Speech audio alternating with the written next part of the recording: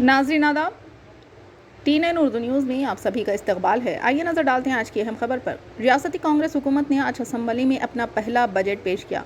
वज़ीर फ़ाइनांस भट्टी विक्रमार्का ने साल 2024 और 25 के लिए 2,75,891 करोड़ रुपये का तखमीना बजट पेश किया। रियासत की अक़लियतों को इस बजट का बेसब्री से इंतज़ार था, क्योंकि असम्बली इंतखाबात के दौरान कांग्रेस पार्टी ने अपने अक़लियती डिक्लेरेशन में अक़लियती बहबूद के ज़िमन में सालाना बजट को 4,000 करोड़ करने का वादा किया था, जिसमें 1,000 करोड़ अक़लियती मालियाती कॉरपोरेशन के तहत मुसलमानों में बेरोज़गार के ख़ात्मे के लिए मख्तस करने का वादा किया था। लेकिन आज जब भट्टी विक्रमार्का ने बजट के दौरान अक़लियती बहबूद के लिए बजट सिर्फ 2,200 करोड़ के बजट का ऐलान किया, तो रियासत के मुसलमानों को काफ़ी मायूसी का सामना करना पड़ा। ये बात ठीक इसी तरह है जैसे खोदा पहाड़ निकला चूहा, क्योंकि मुसलमानों ने काफ़ी बड़ी उम्मीद के साथ कांग्रेस के हक़ में एक तरफा वोट का इस्तेमाल करते हुए रियासत में कांग्रेस को बरसर इक़्तिदार लाने में अहम रोल अदा किया था। लेकिन कांग्रेस ने इसके जवाब में अक़लियती बजट में वादे वफा ना करते हुए